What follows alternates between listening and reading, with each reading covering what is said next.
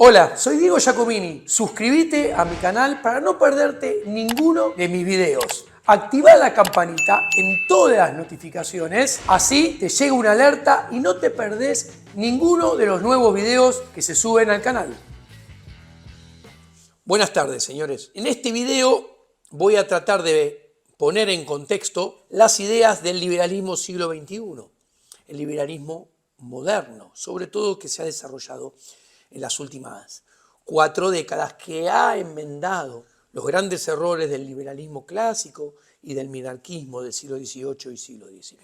Hay que tener en claro que el problema es que todos los individuos tendemos a pensar que el sistema bajo el cual vivimos no solamente es el único posible, sino que es el mejor de todos.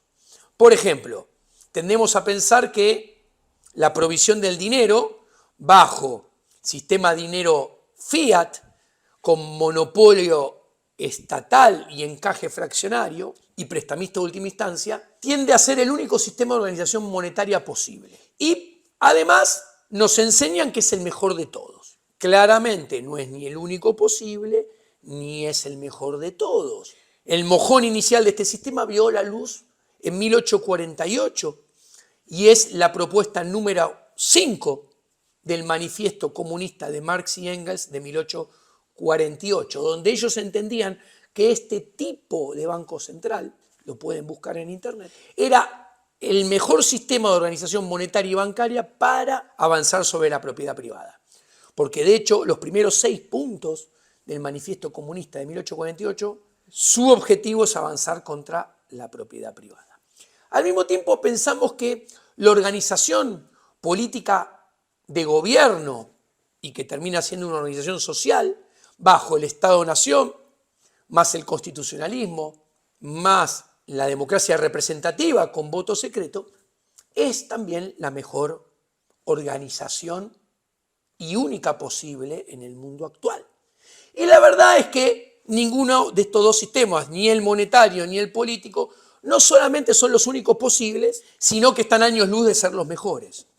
De hecho, el liberalismo radical, el liberalismo siglo XXI, muestra que todo sistema de organización tiene un ciclo de vida, tiende a nacer, prosperar con rendimientos marginales crecientes, dando cada vez más solución a los individuos que viven debajo de él. Después empieza a estancarse y luego a putrefaccionar, a pudrirse. O sea, primero empiezan los rendimientos marginales decrecientes y después empieza a empeorar el desarrollo y la calidad de vida. Y esto está pasando ya hace muchas décadas en el terreno monetario y en el terreno político y de organización gubernamental, lo cual es lógico, porque son dos sistemas de organización, el monetario, pensado hace casi 200 años, y el político gubernamental, institucional, pensado en el siglo XVIII originalmente y comienzo del siglo XIX. ¿Y qué sucede? El ser humano evoluciona, progresa dentro del marco de la acción humana, que es permanentemente cambiante, donde el ser humano va agregando, creando capas de información que se van acumulando unas sobre otras. Aparecen cada vez más nuevos fines y algunos fines van desapareciendo. Aparecen, se crean, se descubren nuevos medios para correr detrás de esos fines y algunos medios van desapareciendo. Aparecen formas novedosas, nuevas de cooperación y asociación entre los seres humanos, que antes no estaban, dando lugar a enriquecimientos cada vez paulatinos y crecientes de la acción humana. Entonces, si todo esto es dinámico y cambiante, es obvio que los sistemas de organización, por ejemplo, el monetario que nombré, pero sobre todo el de organización político, gubernamental e institucional, tienden a quedar perimidos, a ensancharse la diferencia entre un ser humano que evoluciona y cambia permanentemente con un sistema que queda fijo y pasan 50, 80, 100, 150 años y sigue siendo básicamente el mismo. El liberalismo radical que plantea que el actual sistema de organización político, gubernamental e institucional basado en Estado-Nación, más constitucionalismo, más democracia representativa con voto secreto. Esto lo explico muy bien en mi próximo libro, que sale en julio. Hay muchos autores que lo explican. Lo pueden leer en Rothbard, lo pueden leer en Hoppe, Hans Hermann Hoppe, lo pueden leer en Spooner, etc. El liberalismo moderno entiende y demuestra vía praxeología que este sistema lleva a una sistemática creciente vejación de la libertad y de la propiedad privada del individuo y que lleva al socialismo. Y que este sistema tiene que ser cambiado desde afuera, desde abajo y desobedeciendo sus reglas, porque ningún sistema puede ser cambiado desde arriba, desde adentro y con sus reglas. ¿Por qué? Porque el andamiaje institucional, sus reglas, están hechas primero para proteger al sistema de cualquier cambio desde adentro. Y luego echan a funcionar un andamiaje de incentivos que hacen que todas las políticas públicas y todas las decisiones que emanan desde dentro de ese sistema tienden a hacer crecer y fortalecer el sistema. Entonces el liberalismo moderno sostiene que la única forma de sacarse 3 capas de Estado de encima, en el caso de Argentina, que tenemos un Estado-nación, 24 estados provinciales y 2.300 estados municipales, es desde afuera, desde abajo y desobedeciendo las reglas. Concretamente plantea el liberalismo moderno, no Diego Giacomini, que hay que ir hacia la secesión, que la única manera de sacarse 2 o 3 capas de Estado es separarse, secesionarse y formar pequeñas unidades administrativas.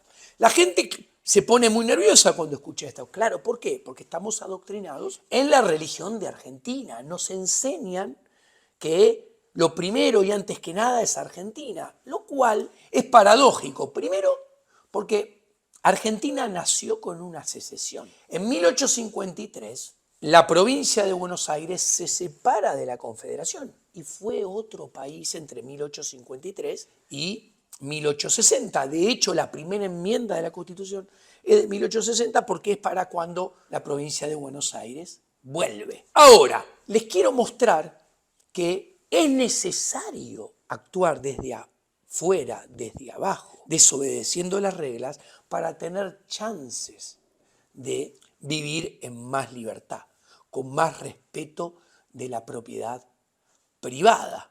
El sistema de gobierno actual de Estado-Nación, Argentina, más constitucionalismo, Constitución argentina, más los 3 niveles de Estado de Argentina, con los 2.300 intendencias, las 24 provincias, el gobierno nacional, el régimen de coparticipación, el régimen de quién gasta qué, quién recauda cuánto, es inmodificable desde adentro de este sistema.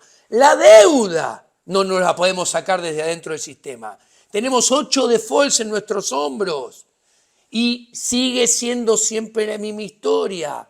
Mientras estemos dentro de este sistema, no nos vamos a sacar el peso de encima, no nos vamos a sacar el Banco Central de encima.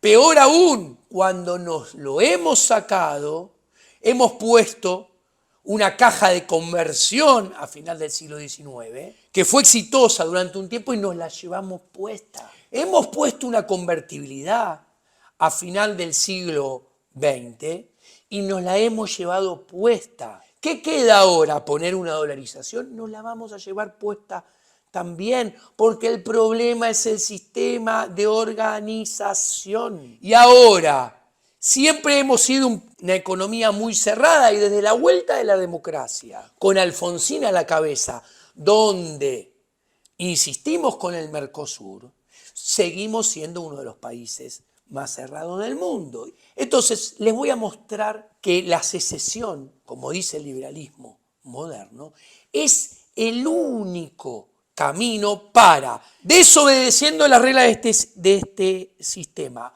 desde abajo de ese sistema, por fuera de ese sistema, vamos a poder hacer, o los ciudadanos que se secesionen, van a poder hacer todas las reformas estructurales. No es un seguro, es chance de hacerlas, es la oportunidad de hacerlo bien. Obviamente va a depender de cómo lo hagamos y nos vamos a tener que hacer responsables, pero vamos a poder achicar el Estado, vamos a poder gastar mucho menos, vamos a poder hacer que nos cobren mucho menos impuestos, vamos a dejar de tener deuda, vamos a dejar de tener el riesgo país que tenemos, porque vamos a hacer otra cosa, otra unidad administrativa. El que se secesione no va a ser más Argentina. Entonces no va a tener tampoco los vencimientos de deuda que tiene Argentina, ni va a tener la mochila llena de cantos rodados y adoquines del Banco Central, del peso, ni el Mercosur. Pero miremos, primero, vayamos por orden. Reforma del Estado. El Estado son políticas públicas. Y las políticas públicas son el presupuesto público. Y el presupuesto público es una intervención binaria del Estado. El Estado obliga a hacer a cada individuo un intercambio compulsivo con él. O sea, entre él y el individuo. Le cobra impuestos, se los saca por la fuerza, que las gastaría en bienes de consumo y servicios de consumo que elegiría hacer, pero a cambio no. Se obliga a dárselo al Estado y el Estado lo gasta. Ahora, ¿qué son los ingresos del presupuesto? Los ingresos del presupuesto o la presupuestación de ingresos del Estado es bastante a la presupuestación de ingresos de una banda criminal. Ambos proyectan tomar ingresos por la fuerza. El gobierno cobra impuestos, los criminales lo roban. El gobierno emite dinero fraudulento, que está en el presupuesto y genera inflación, que está en el presupuesto. Los criminales proyectan falsificarlo. ¿Dónde está la principal diferencia? Es que el gobierno tiene el aparato para legitimar y legalizar su accionar delictivo. El gobierno no tiene oposición, o sea, estamos indefensos. El delincuente común corre riesgos. No está legalizado ni legitimado su accionar. Estamos mucho menos desprotegidos frente a él que ante él. Los gastos del presupuesto. El gobierno hace lo mismo que los delincuentes, gasta dinero ajeno en otros, que es la peor forma de gastar dinero. ¿Por qué? Porque gasto sin saber, sin tener la información de saber qué, cuánto, cómo, de qué calidad y dónde debo gastar, porque se gasta sin sistema de precios. Y además, como no me tuve que esforzar para gastar, el Estado despilfarra. El valor económico del gasto público tiende a cero en el mejor de los casos. ¿Por qué? Porque el valor económico de cualquier sector productivo, de cualquier empresa, de cualquier agente económico, su contribución al sistema se mide por la cantidad de dinero que la gente gasta voluntariamente en comprar esos bienes o esos servicios que uno produce, revelando que si los elige voluntariamente y paga por ellos voluntariamente, le sirve, entonces tiene valor económico. Bueno, nada de esto pasa con el gasto público. Pero ahora miremos bien. El gasto público, el último número 2022, mire este segundo chart, es el 43.4% del PBI. 24 está en manos de nación y 16.1 está en manos de provincias y 3.3 en manos de municipios. Imagínense que quieren aplicar el plan motosierra. Bueno, 16.1 son 14 cajas de jubilación provinciales, son todo el gasto en primaria y secundaria, todo el gasto en hospitales, enfermeras, médicos, salud, que está a cargo de las provincias, todo el gasto en seguridad, patrulleros, policías, es todo provincial. Y todo el gasto de justicia, los juzgados, los empleados están a cargo de los gobernadores y sus legislaturas. Entonces, si queremos hacer un recorte de esto, deberíamos contar con la anuencia de 24 congresos provinciales, de los cuales 14 son bicamerales y 10 son unicamerales, y 24 poderes ejecutivos provinciales que tienen 350 ministerios, entre todos, que estén de acuerdo con bajar este gasto. Después, del otro lado, tenemos 24 puntos provinciales que están a cargo de nación. O sea, de esos 24 puntos en términos del PBI, casi 10, 9 y moneditas son jubilaciones. Tenemos que rezar que el Estado-Nación, con sus senadores, sus 72 senadores y 257 diputados, más la justicia, más el Poder Ejecutivo esté de acuerdo en bajar ese gasto. Los planes sociales, con todos los actores sociales interesados, con todos los punteros, con todos los congresistas, con todos los ministerios de nación que manejan eso y se lo pasan a provincias, tenemos que lograr que estén de acuerdo en recortar esto. Lo mismo pasa con la justicia federal, con las 13 universidades nacionales que existen, con todos los centros de estudiantes. Detrás de ellos tenemos que, si queremos recortar acá, tenemos que apostar a que los 72 senadores y los 257 diputados nacionales estén de acuerdo en bajar estos gastos. Obviamente tenemos que mirar la otra contrapartida, que son los recursos. ¿Qué vemos? Que de todos los impuestos que se cobran, 16 puntos del PBI los cobra Nación, en celeste, y 14.6 lo cobra provincia. Nación cobra IVA, ganancia, combustible, bienes personales, impuesto al cheque, derechos de comercio exterior, aportes y contribuciones a la seguridad social, y una parte de todo esto se pasa a provincia. Ahora, provincia recauda ingresos brutos, sellos, inmobiliarios, automotores, regalías, y además recibe vía coparticipación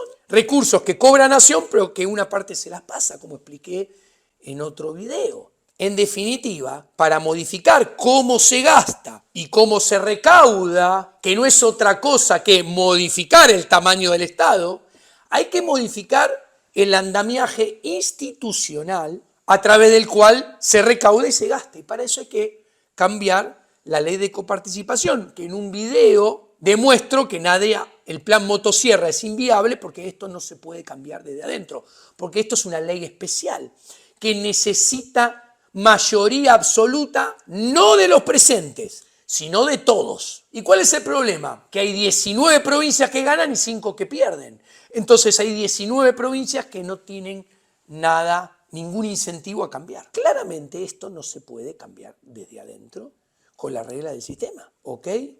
Ahora, si pasamos a gran parte de cómo se financia esto, además de los impuestos, tenemos que ir a la deuda. Pasemos al siguiente chart. ¿Qué tenemos acá? Acá tenemos los datos cierre de 2022 para ser consistente, porque antes tenía los datos del 2022. Tenemos una deuda de 396.530, que ahora, hoy en día, en mayo del 2023, ya es más de 400.000 millones. En los primeros 3 años del kirchnerismo aumentó 22.7, 73.465 millones. A ver, señores, cuando subió Alfonsín esta deuda, si no me falla la memoria, era 40.000 millones de dólares. O sea, el sistema está hecho para hacer crecer cada vez más la deuda. Así como la forma para reducir el Estado, achicar el gasto público, es, según el liberalismo moderno, secesionarse, dejar de tener este endeudamiento, también es secesionarse, ¿ok? Ahora, si uno dejara de tener este endeudamiento, dejaríamos de tener, como se puede ver en el siguiente chart, el riesgo país de 2.548 puntos que tenemos. Un riesgo país exorbitante desde siempre en Argentina. Y si nos secesionáramos, dejaríamos de tener los vencimientos de deuda que vamos a tener durante los próximos años. Miren en 2023, tenemos vencimiento de deuda por 5.700 millones de dólares este año, que no lo podemos pagar, no podemos pagar ni 1.000, por eso Massa pasa la gorra. Ahora, el próximo presidente va a tener, como puede verse, 2024, 2025, 2026 y 2027, en diagonal, 9.000 millones de vencimientos por año. O sea, exactamente el doble de los que hoy no podemos pagar, aumentando de 7.300 hasta 15.000. Y si lograra, por un acto de magia, ser reelecto, porque acuérdense que desde el 2011 ningún gobierno logra ganar las elecciones, tendría todos los años, como puede verse, vencimiento de 19.000 millones de dólares. La única manera de sacarse esto de encima es secesionarse. Y repito, no hay que tener miedo. Argentina nació con una secesión. Ya ha pasado esto. En 1853 Argentina nace con la provincia de Buenos Aires separándose de la Confederación. Y durante 7 años, de 1853 a 1860, fueron dos países diferentes. Y el primer cambio de la Constitución es en 1860 porque justamente vuelve Buenos Aires. Y esto no es un delirio, esto es una oportunidad. ¿Por qué?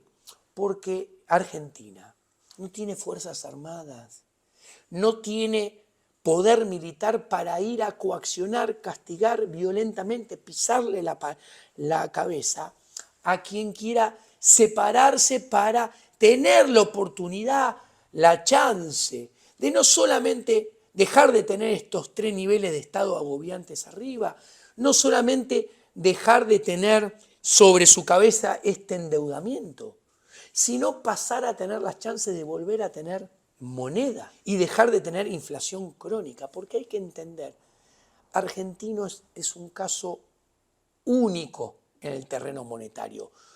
Pasemos al siguiente chart. ¿Qué vemos acá? Que hemos cambiado desde 1970 a la fecha 6 signos monetarios.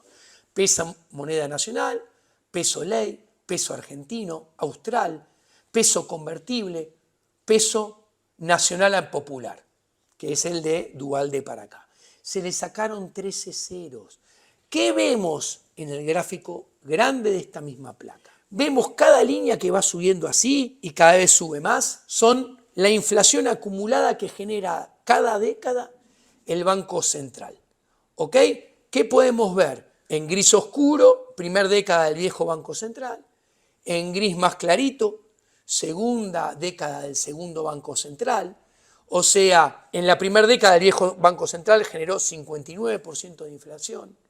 En la segunda década 472.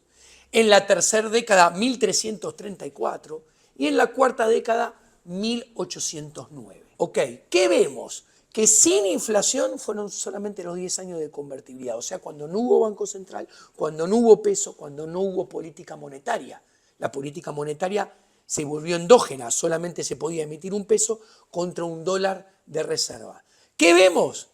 Que cuando recuperamos el Banco Central, recuperamos el peso y los políticos volvieron a tener el manejo de la política monetaria, vemos que el nuevo Banco Central, comparando manzana con manzanas y peras con peras, este Banco Central en la primera década generó 264% de inflación. O sea, 5 veces la inflación que había generado el viejo Banco Central en su primera década. 264 contra 59. En la segunda década generó 1144% de inflación. También 3 veces más casi que la que generó el primer Banco Central en su segunda década, que había generado 472%. Señores, esto es lógico. ¿Por qué? Acción humana. Los argentinos del siglo XXI tenemos mucha más información sobre el Banco Central, los políticos haciendo política monetaria, el peso que los que tenían los argentinos en el siglo XX. Entonces es lógico que la inflación se acelere más fuertemente y no necesitemos esperar 5 décadas como con el viejo Banco Central para llegar a la hiper. Señores, miren esto. Desde que los políticos recuperaron el manejo del Banco Central y de la política monetaria y el peso, tenemos una inflación acumulada de 29.173% desde el 1 de enero del 2022 hasta el 31 de diciembre del 2022. Y el dólar subió 40.700%. ¿Ustedes se dan cuenta lo que es esto? Esto es único. Ahora, pensando en el comercio exterior, hoy en día que no tenemos acceso a los bienes importados, hoy en día que nos venden debido al cepo, debido al cierre de las importaciones, bienes muy caros y de baja calidad, podemos pensar en el Mercosur. Y acá vemos la siguiente placa. ¿Qué vemos acá? En verde, el PBI per cápita a dólares constantes del 2010 en Argentina. En violeta, el PBI per cápita del promedio del mundo. Ahí está Haití, ahí está Senegal, o sea, están todos. Y el PBI per cápita de Brasil. ¿Qué vemos? Que la performance del PBI per cápita de Brasil y de Argentina con respecto al promedio del mundo es infinitamente peor. Entre 1980 y 2021 el PBI per cápita promedio del mundo subió 85.9 y el de Argentina solamente 20.7 y el de Brasil 33. O sea, el PBI per cápita de Brasil en los últimos 40 años subió 1/3 del promedio del mundo y el de Argentina 1/4. Si nos vamos a los últimos 10 años, entre 2011 y 2021, mientras que el PBI per cápita del mundo subió 23.2%, el de Brasil cayó menos 10.1% y el de Argentina cayó menos 12.7%. Señores, ¿se dan cuenta? Esto refleja que el Mercosur no sirve. ¿Y cómo se puede cambiar todo esto? Desde adentro del sistema no se puede cambiar. Esto se cambia, por ejemplo, si un día una provincia, y no necesariamente debería ser una provincia, podría ser una región como el Alto Valle del Río Negro, deciden sus ciudadanos separarse de la Confederación, mejor dicho, de la República Argentina. Nada violento, no tiene por qué ser violento. Es más, las probabilidades es que no sea violenta, porque si hay un terreno fértil para que esto suceda sin violencia es Argentina. Porque las Fuerzas Armadas, los militares de Argentina, la policía de Argentina, no tienen los medios físicos, materiales, tangibles, para ir y hacer una represión violenta para evitar esto. En ningún país esto se podría dar tan pacíficamente como Argentina. Es mentira que en Argentina el monopolio de las armas está en manos del Estado. Simplemente hay que comparar cuántas armas declaradas hay y cuántas hay en el libre mercado. Simplemente lo podemos ver con el accionar del noticiero de todos los días. ¿Ok? Entonces, y esto es una oportunidad y no hay que asustarse.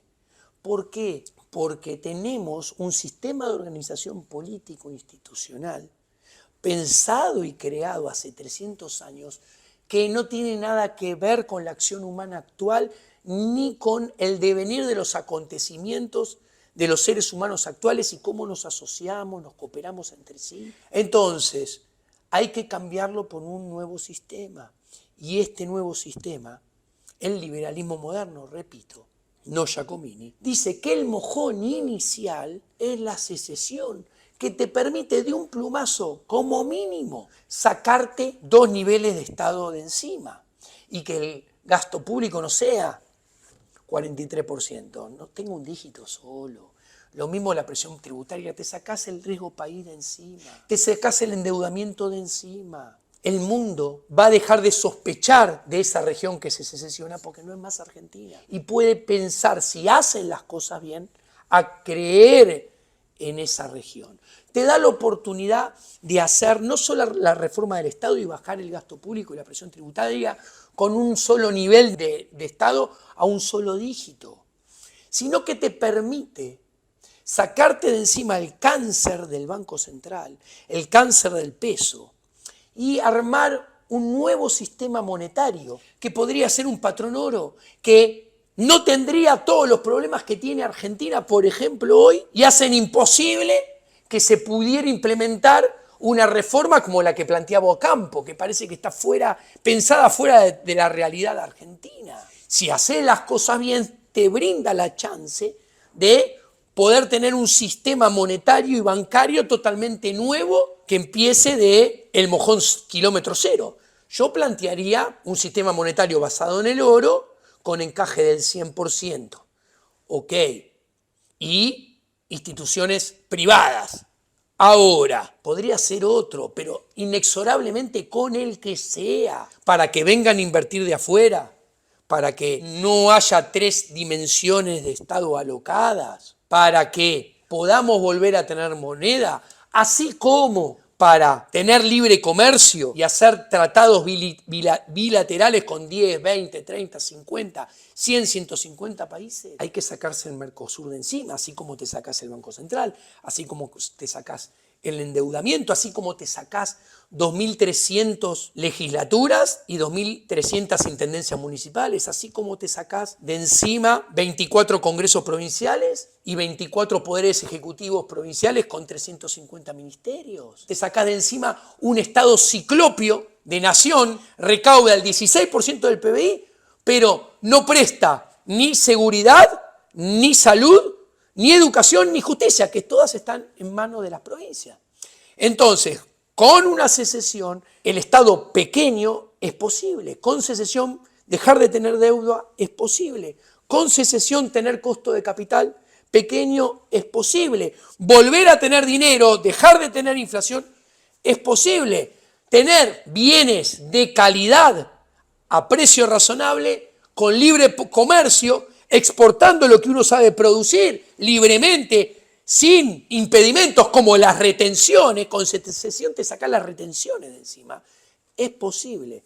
Entonces, señores, recuerden, la secesión es el camino que no digo Giacomini plantea, sino el liberalismo moderno. Tener chance de solucionar y aplicar todas estas reformas estructurales que la gente necesita y quiere. No es un seguro, porque podés secesionarte y hacer todo mal también, pero es la única chance de tener la posibilidad de acceder a todas estas reformas estructurales. ¿Ok? Bueno, señores, este ha sido el video de hoy. Muchas gracias. Este video es posible gracias a vos. Para que siga siendo posible, realiza tu donativo a través de los diferentes medios de pagos que encontrarás en la descripción y en el comentario destacado. A través de Patreon, donde encontrarás diferentes beneficios exclusivos. También podés usar la opción Unirte de YouTube. Muchas gracias.